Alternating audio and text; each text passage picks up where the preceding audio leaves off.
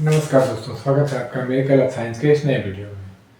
पिछले वीडियो में हमने देखा इलेक्ट्रोस्टैटिक्स का लेक्चर नंबर 3, जिसमें हमने परमिटिविटी के बारे में बात की थी और रिलेटिव परमिटिविटी के बारे में बात की थी।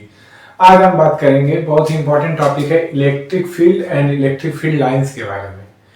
आगे के जो भी 3-4 लेक्चर होने वाले हैं इस चैप्टर से, वो इनसे रिलेटेड होंगे, तो इसको हम ध्यान से देखते हैं। इलेक्ट्रिक फील्ड क्या होता है, चलिए देखते हैं। इलेक्ट्रिक फील्ड आप देखे होंगे, जो हैवी अमाउंट के, मतलब जिनमें बहुत ज्यादा लाइन जा रही है जिन तारों में, वो आपको दूर से ही खींच लेंगे। आपने ऐसी घटना न्यूज में सुनी होगी, चाहे कहीं सुना होगा कि अपने एक मीटर दूरी तार से तार खींच लिया। क्या तार के हाथ पैर थे? नहीं थे। होता ये है कि कोई भी जो चार्ज होता है, चाहे वो प्लस का हो चाहे माइनस का, वो अपने अराउंड में एक एरिया कवर करता है। कोई भी चार्ज, चाहे वो पॉजिटिव, अपने अराउंड में, मतलब इसके अंदर अगर आप जाइएगा तो आपको डिस्टर्ब करेगा, या तो आपको खींचेगा तो दूर भगाएगा, कुछ भी करेगा। आप पढ़े ना कि चार्ज की प्रवृत्ति, चार्ज का क्या सीन होता है, प्लस प्लस को दूर भगाता है, प्लस माइनस को पास बुलाता है। सो बात की एक बात, चार्ज एक मकड़ी का जाला होता है। चार्ज के अगल बगल एक चार्ज अपने मकड़ी का जाला बनाता है, जिसके अंदर जो कीड़े आते हैं वो फंस जाते हैं। तो इलेक्ट्रिक फील्ड क्या होता है? किसी चार्ज के अराउंड की एरिया, जहां तक उसका पावर काम करता है, उसे इलेक्ट्रिक फील्ड बोलते हैं। जैसे आप मान लीजिए यहाँ तक इसकी इलेक्ट्रिक फील्ड है, आप यहाँ पे कोई टेस्टिंग है, चूहा चार्ज, एकदम छोटा चार्ज, जिसको लोग टेस्ट के लिए काम में लाते हैं, तो इसको कुछ नहीं करेगा। लेकिन जस्ट आप इसको अगर इधर करोगे तो इसको पकड़ के क्या करेगा? खींचेगा नहीं, प्लस प्लस को दूर भगाता है। प्लस प्लस को क्या करता है? दूर भगाता है। बात समझ में आई?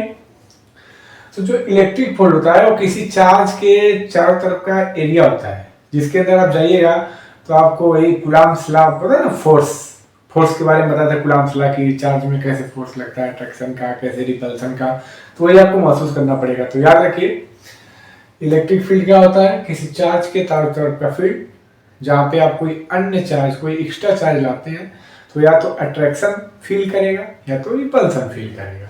बात करते हैं जैसे ये जो प्लस चार्ज होते हैं, ये हमेशा, जैसे यहाँ पे टेस्टिंग चार्ज लाएंगे तो इधर को महसूस करेगा, यहाँ लाएंगे तो ये हमेशा बाहर की ओर, इधर की ओर, बाहर की ओर, आउटवर्ड।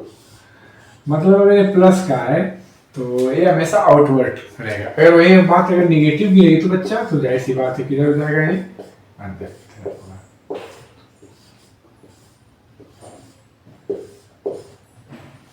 तो आप क्या कहेंगे इलेक्ट्रिक फील्ड का? It is area around any charge in which if you gone through another charge, then it feels attraction or repulsion force. मतलब ये किसी चार्ज के चारों तरफ का एरिया होता है, जिसमें आप अगर कोई दूसरा टेस्टिंग चार्ज लेके जाते हैं तो वो फोर्स अट्रैक्ट करेगा, मतलब फोर्स अपने ऊपर महसूस करेगा। वो रिपल्सन की भी हो सकती है, अट्रैक्शन की भी हो सकती है। ठीक है, तो ये है इलेक्ट्रिक फील्ड। और इसको याद रखिए, पॉइंट चार्ज का क्या सीन है? ये टेस्टिंग के काम में आता है, एकदम बहुत ही इसका कम मान होता है। चलिए, उम्मीद है ये बात आपको समझ में आई हो। अब चलिए वीडियो में हम लोग आगे बढ़ते हैं।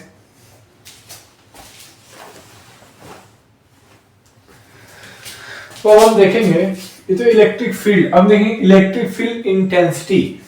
इलेक्ट्रिक फील्ड इंटेंसिटी क्या होती है? तो इलेक्ट्रिक फील्ड इंटेंसिटी क्या होती है? यूपी बोर्ड वाले बोलते हैं इसको वैद्युत क्षेत्र की तीव्रता। इलेक्ट्रिक फील्ड इंटेंसिटी, चलिए, इलेक्ट्रिक फील्ड इंटेंसिटी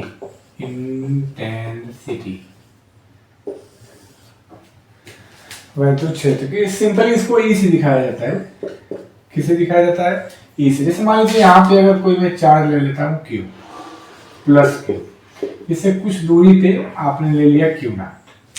क्या ले लिया? Q not. तो अगर ये भी प्लस का होता है, इसको किधर भगाएगा? दूर में। इसकी डायरेक्शन मतलब यह फोर्स से इसको किसने भगाएगा? दूर।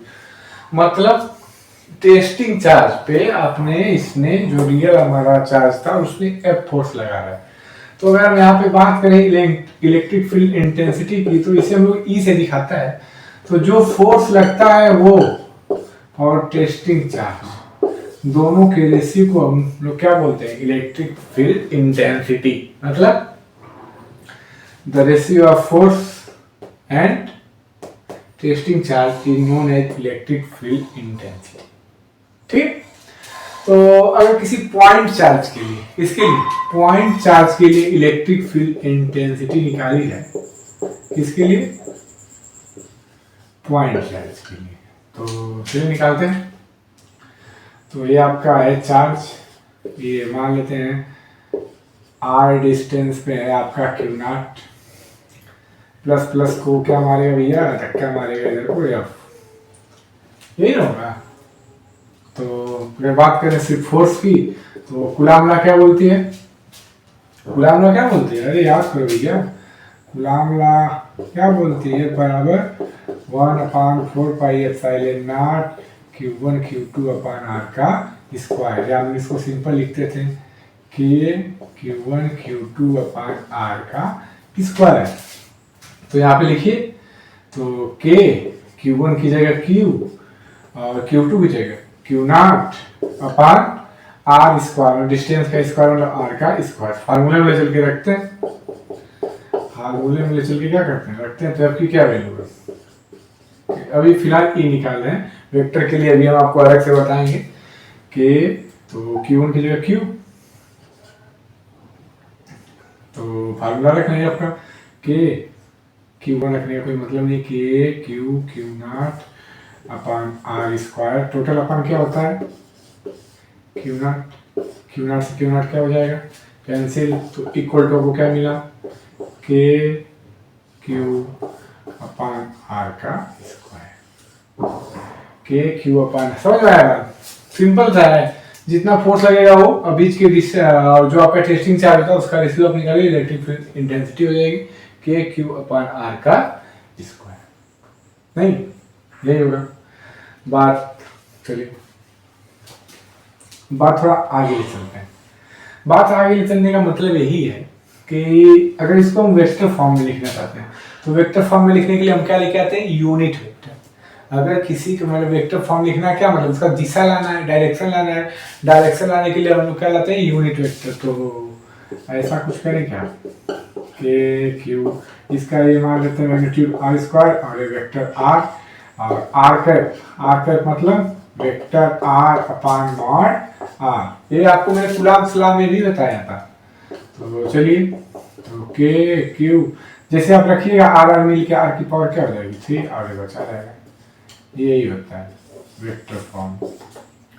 ये वेक्टर फॉर्म में आपकी इलेक्ट्रिक फील्ड इंटेंसिटी का फार्मूला। ठीक, बात करें अगर किसकी, मात्रक की बात कर लिए, किसकी, मात्रक मतलब यूनिट की, तो यहाँ से निकाल लेते हैं, एफ को आप किस में मेजर करते हैं, न्यूटन में, क्यू नॉट के लिए कूलॉम, तो न्यूटन पर कूलॉम, ई की यूनिट क्या है, न्यूटन प्रति कूलॉम। चलिए, तो फार्मूला हमको क्या मिला, E equal to k q upon r का स्क्वायर, मतलब k 1/4 pi epsilon q upon r का एप्सिलॉन नॉट, मतलब वैक्यूम के लिए लिए हैं, ठीक है, वैक्यूम के लिए होता है। तो फिर अगर ग्राफ की बात करें, ई और ग्राफ के बीच अगर रिलेशन की बात करें, समझ रहे हैं, मतलब आर मतलब जहां से आपको निकालने का है, मतलब जिस चार्ज से जिस पॉइंट पे आपको निकालना है, अगर वो जितना ज्यादा दूर होगा, ई की वैल्यू उतना क्या है, मतलब डिस्टेंस आर जैसे जैसे बढ़ेगी वैसे वैसे ई का मान बहुत तेजी से क्या करता जाएगा, घटता जाएगा। मतलब एक कंडीशन ऐसी आएगी कि आर कहाँ पहुंच जाएगा भैया, अनंत पे, तो ई की वैल्यू आपको क्या मिल जाएगी, 0। आर अगर अनंत पे चला गया तो ई की वैल्यू क्या मिल जाएगी, 0। तो ग्राफ की बात करें, ग्राफ अगर आप बोर्ड में बनाते हैं तो आपको अच्छा खासा इसका फायदा मिल सकता है। तो ये ग्राफ कुछ ऐसा मिलता है, ठीक है, मतलब आर की वैल्यू जैसे जैसे बढ़ेगी ई के मान में वैसे वैसे क्या होती जाएगी, कमी। चलिए आप इसको ग्राफ को नोट कर लीजिए, फटाक से दोनों मिलकर देखते हैं।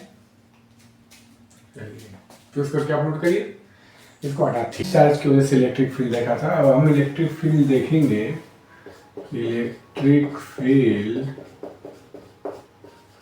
Due to system of charges, system of charge मतलब बहुत सारे चार्ज होंगे, उनके द्वारा इलेक्ट्रिक फील्ड, जैसे मान लीजिए यहाँ पे है प्लस Q1, यहाँ पे माइनस Q2 और यहाँ पे प्लस Q3। इनकी वजह से आपको इधर निकालने का है, मतलब कोई पॉइंट P है, आपको यहाँ पे नेट इलेक्ट्रिक फील्ड निकालना है। तो Q1 की वजह से डायरेक्शन किधर होगा, ये ऐसे, ये हो गया Q1 की वजह से Q2, तो डाउनवर्ड, ये ऐसा कुछ, Q3 ऐसा कुछ, यही है, मतलब एक ही पॉइंट में काटेगा, लेकिन तीनों की डायरेक्शन अलग अलग होगी, Q1 Q2 Q3। तो आपको नेट इलेक्ट्रिक फील्ड निकालना है, तो कुछ नहीं करना है, तीनों का वेक्टर सम कर दीजिए। अगर नेट इलेक्ट्रिक फील्ड निकालना है तो जैसे ये Q1 मतलब ये E1 वाले का था, और ये E2 वाले का था, और ये E3 वाले का, तो A इक्वल टू हो जाएगा vector E1 plus vector E2 plus vector E3। अब सेम मिल जाएगी नहीं कूलॉम्स लॉ से, मतलब आपको इसे निकालने का है। तो आप कुछ मत करिए, सभी इलेक्ट्रिक फील्डों को उठाइए और उनका वेक्टर बीज गणितीय क्या कर दीजिए, कर दीजिए। चलिए फटाक से 2-3 न्यूमेरिकल हम लगाते हैं। न्यूमेरिकल इस चैप्टर के बहुत बार बोर्ड में पूछे गए हैं। तो हमारा पहला न्यूमेरिकल ये रहा, जैसे मान लीजिए ये 1 माइक्रोकूलम और यहाँ पे 2 माइक्रोकूलम के दो चार्ज हैं, जिनके बीच का सेपरेशन है 2 सेंटीमीटर, और इनके कहीं मीड पॉइंट पे कह रहा है P है। फिर से बता रहा, दो चार्ज है, एक 1 माइक्रोकूलम का है, दूसरा 2 माइक्रोकूलम का है, ये माइक्रोकूलम है, 4 दिख रहा होगा। तो इसके मीड पॉइंट पे आपको नेट फोर्स निकालने का है। तो एक बार एक्चुअल में देखिए माइनस का है, तो यहाँ पे जो आप रखोगे ये प्लस का है, तो ये आउटवर्ड होगा इसकी डायरेक्शन, मतलब इवन की डायरेक्शन किधर होगी, मतलब इसके 1 माइक्रोकूलम की वजह से जो इलेक्ट्रिक फील्ड है उसको हम इवन मान रहे हैं। तो ये ऐसे समझिए, P पे आप पहले जाके पॉइंट चार्ज रखेंगे Q1, तो प्लस प्लस हो क्या मारेगा बच्चा, धक्का मारेगा, तो इवन की डायरेक्शन होगी उधर। लेकिन वही अगर -2 क्या करेगा, इसको खींचेगा अपनी तरफ, तो अपनी तरफ खींचेगा तो E2 की डायरेक्शन क्या होगी, इधर। दोनों की डायरेक्शन सेम होगी क्या, अल्लाह देखिए इस पे प्लस प्लस को धक्का मारा, इवन उधर चल गया, इसको खींचा फिर भी डायरेक्शन वही। तो अगर हम वेक्टर E की बात करें, दोनों की डायरेक्शन सेम है, तो E1 प्लस E2 दोनों की डायरेक्शन सेम है, तो तुरंत इनको सिंपल सा क्या कर देते हैं, जोड़ देते हैं। तो चलिए जोड़ा जाए। E1 फार्मूला क्या था, KQ अपान R का स्क्वायर, KQ अपान R का स्क्वायर। कौन बाहर है, बाहर में कौन कॉमन लेने लायक है, K अपान R स्क्वायर, बचा क्या, और Q मतलब पहले के लिए, तो 1 माइक्रोकूलम पहले के लिए, दूसरे के लिए देखिए अभी नहीं कि यहाँ पे माइनस रख लें, ऐसा नहीं, माइनस हम ऑलरेडी समझ चुके हैं, माइनस की वजह से उसकी डायरेक्शन में समझ चुके हैं। अगर आप माइनस यूज करते हैं तो यहाँ पे प्लस माइनस माइनस होगा, इसका मतलब डायरेक्शन क्या होगी, अपोजिट होगी। तो ऐसा नहीं करेंगे कि साइन लेके चलेंगे। तो ये 2 × 10⁻⁶ और डिस्टेंस का क्या है, r मतलब अगर ये मीड पॉइंट है तो ये भी 1 सेंटीमीटर होगी, और ये भी क्या होगी बच्चा, 1 सेंटीमीटर होगी। तो सेंटीमीटर को मीटर में बदलिए, 10⁻⁻2 और स्क्वायर था, 1 मीटर में कितना सेंटीमीटर, 100 सेंटीमीटर। तो 1 सेंटीमीटर में 10⁻⁻2 मीटर, बस हो गया। चलिए तो शुरू करें। के की वैल्यू याद करिए, 1/4πε9 × 10⁹ न्यूटन मीटर स्क्वायर पर कूलम स्क्वायर। तो मान रखें 9 × 10⁹, घात के ऊपर घात, पावर के ऊपर पावर, पावर का गुणा, 2 दूना के 4, माइनस है तो माइनस लग जाएगा, 10⁻⁶ लग रहा है, कॉमन है तो बाहर ले लीजिए, 10⁻⁶ आ गया कॉमन, अंदर क्या बचा 1 + 2। तो चलिए 9 से 6 जाएगा 3, अरे देखिए ना बेस से में तो पावर जुड़ेगा, माइनस की वजह से घट जाएगा, 9 में 6 जाएगा 3, और ये -4 ऊपर जाएगा तो +4, मतलब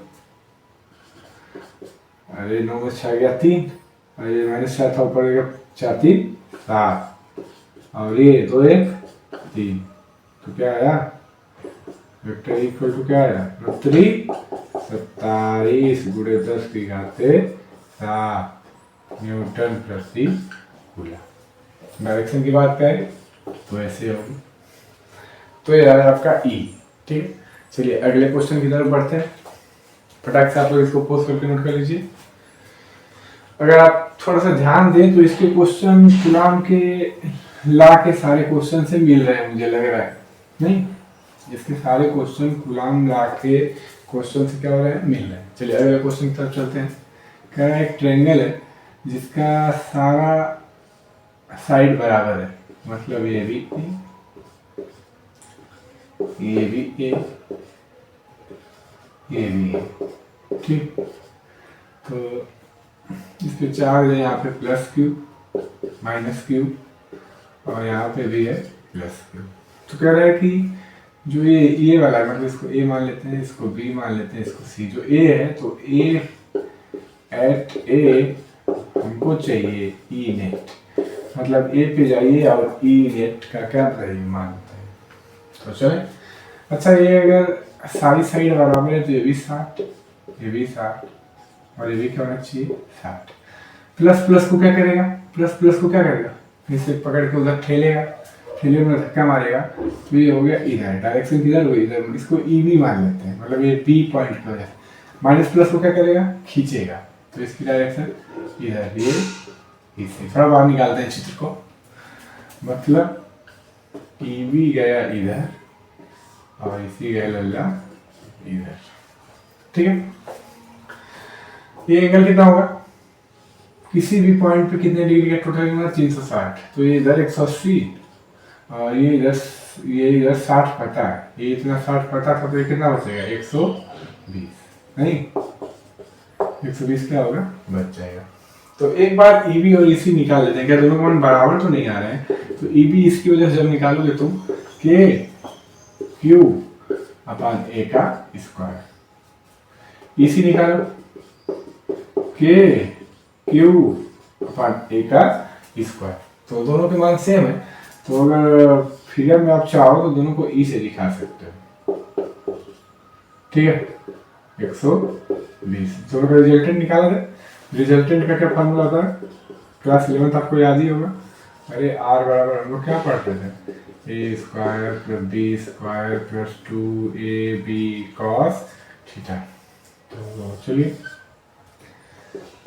ए square plus B square plus 2ab cos कितने डिग्री का बना भैया अपना 120। काश 120 का मान, काश 120 का मान -1/2।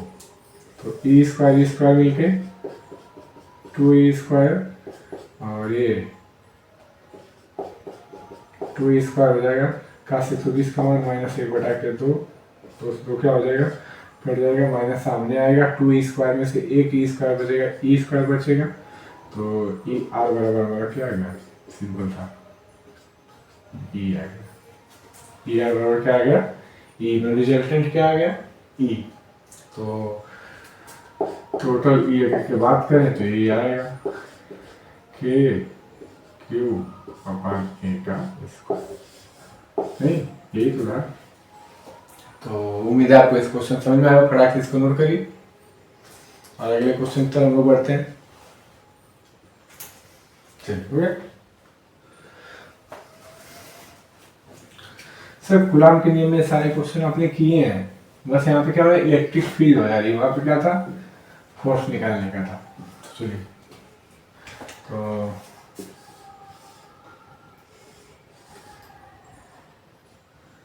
तो ये एक स्क्वायर है, यहाँ पे हो गया प्लस क्यू, यहाँ पे हो गया प्लस क्यू, यहाँ पे हो गया प्लस क्यू। इन तीनों की वजह से यहाँ पे आपसे क्या पूछा जा रहा है, इलेक्ट्रिक फील्ड। इन तीनों की वजह से आपको यहाँ पे इलेक्ट्रिक फील्ड क्या हो जाए, पूछी जा रही है, एक स्क्वायर है। तो इसकी वजह से नाम रख लेंगे, इस पॉइंट का नाम ए बी सी डी। आपको सी पे निकालने का है, तो अगर डी की वजह से जब निकालोगे तुम तो प्लस प्लस को क्या करेगा, धक्का मारेगा, मतलब ई डी किधर चला गया, इधर, ठीक है। इसकी वजह से निकालोगे तो प्लस प्लस को क्या मारेगा, धक्का, मतलब ये किधर चला गया, इधर। और इस पॉइंट का नाम सी रखें, या इसका नाम क्या हो जाएगा, ई बी, ठीक है। उसी तरह ए की वजह से, तो ए की वजह से ऐसे कुछ ऐसा होगा क्या, ये ई, मतलब आपको 3 वेक्टर यहाँ पे मिल चुके हैं, ये है ई डी, ये है ई ए और ये है E B, E D E ए और ई बी। तो मान निकालेगा तीनों का, तो तीनों का मान चलिए फटाफट निकालते हैं। तो ई डी बराबर क्या हो जाएगा बच्चा, के क्यू अपन ए का स्क्वायर, ई डी मतलब ये के क्यू अपन ए का स्क्वायर, डिस्टेंस तो यही है। उसी तरह ई बी क्या होगा, के क्यू अपन ए का स्क्वायर, इसी को देखते हैं। अरे ये क्या होगा, के क्यू, देखिए यहाँ पे डिस्टेंस का स्क्वायर तो फार्मूला में लेते हैं, लेकिन ये डिस्टेंस ये है तो इसका डायगोनल क्या होता है, किसी स्क्वायर का डायगोनल होता है ए रूट 2, किसी स्क्वायर का डायगोनल क्या होता है ए रूट 2। तो स्क्वायर करिएगा तो क्या हो जाएगा 2a स्क्वायर, अरे डायगोनल होगा ए रूट 2, फार्मूले में स्क्वायर होता है तो ए स्क्वायर इंटू 2, यही होना चाहिए, ए स्क्वायर इंटू 2। तो चलिए, तो मुझे लग रहा है कि ई डी और ई बी की वैल्यू सेम है, ई डी और ई बी की वैल्यू क्या है सेम। तो इसकी डायरेक्शन की अगर बात करें, इन दोनों को ई लिख देते हैं, इन दोनों को क्या लिख देते हैं ई, तो इन दोनों के बीच में 90 डिग्री का, पहले इन दोनों का रिजल्टेंट निकाल लेते हैं, पहले इन दोनों का क्या निकाल लेते हैं, रिजल्टेंट हम लोग निकाल लेते हैं, फिर इसका जो भी आएगा उसको जोड़ लेंगे। तो इन दोनों का निकालिए रिजल्टेंट, तो ई रूट 2 आएगा, चलिए निकाल के चेक कर लेते हैं। इन दोनों का निकाल रहे हैं तो निकालिए, A square plus B square plus 2ab cos कितना 90, कॉस 90 कितना होता है, अरे भैया कॉस 90 कितना होता है,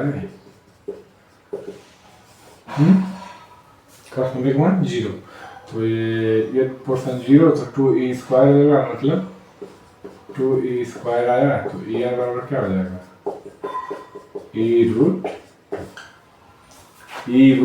2, मतलब इन दोनों का मिला के आया e रूट 2।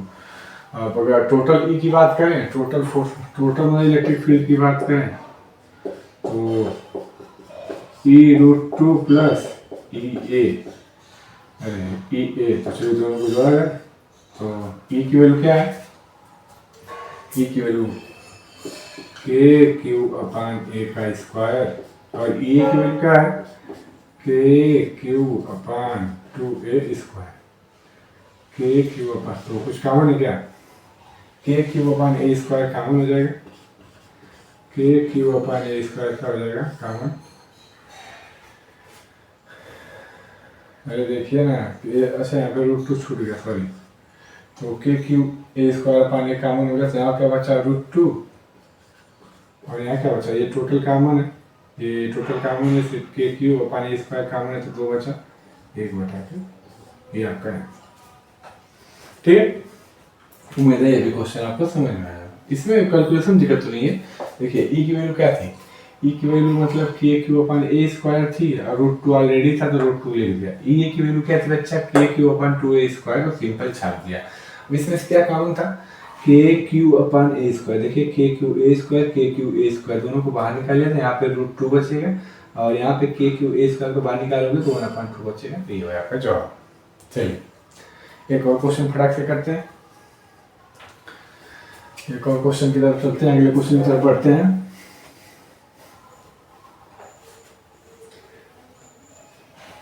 तो ये रहा हमारा अगला क्वेश्चन, यहाँ पे कोई चार्ज है प्लस क्यू, इसके सामने कोई चार्ज है प्लस 4q, और दोनों के बीच का सेपरेशन है एल।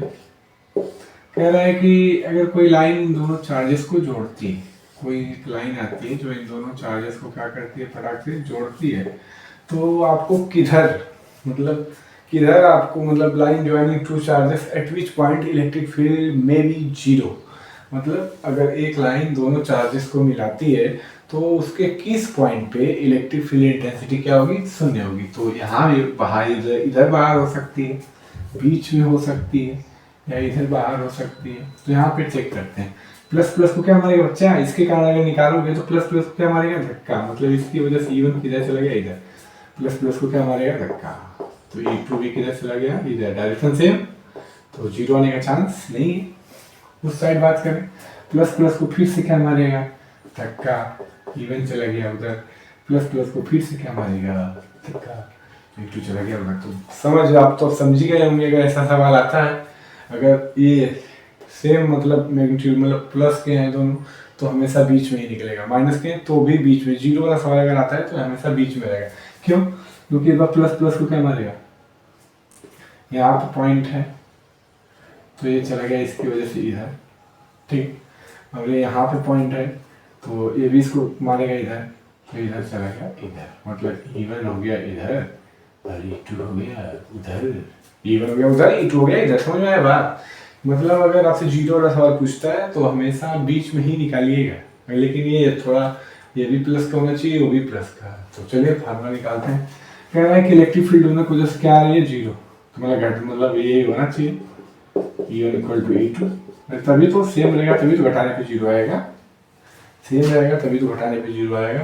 तो हम मान लेते हैं कि यही वो पॉइंट है, ये एक्स की दूरी, अगर टोटल डिस्टेंस एल है, ये एक्स होगी तो ये डिस्टेंस क्या है कुछ एल माइनस एक्स। तो इसकी वजह से निकालते हैं, तो के क्यू अपान एक्स का स्क्वायर, के क्यू अपान एक्स, दूरी जब डिस्टेंस लेंगे तो एक्स स्क्वायर इधर आइए, के क्यू की जगह क्या है 4q upon L minus x का स्क्वायर, के से के कैंसिल, क्यू से क्यू कैंसिल, क्या बच्चा 1 upon X square equal to 4 upon L minus x का होल स्क्वायर। तो अब हम क्या करेंगे, क्रॉस मल्टीप्लाई करते हैं, क्या करते हैं, क्रॉस मल्टीप्लाई। तो 4x square equal to L minus x का स्क्वायर, नहीं दोनों साइड क्या लेते हैं रूट, दोनों साइड क्या लेते हैं रूट, तो ये क्या आ जाएगा, ये क्या आ जाएगा 2x या प्लस माइनस 2x कह देते हैं, और इधर क्या बचा l माइनस एक्स। थोड़ा हम इसको आगे भी वाला काम कर सकते थे, अभी हम लोग कर दिए हैं। तो प्लस वाला लेके चले क्या,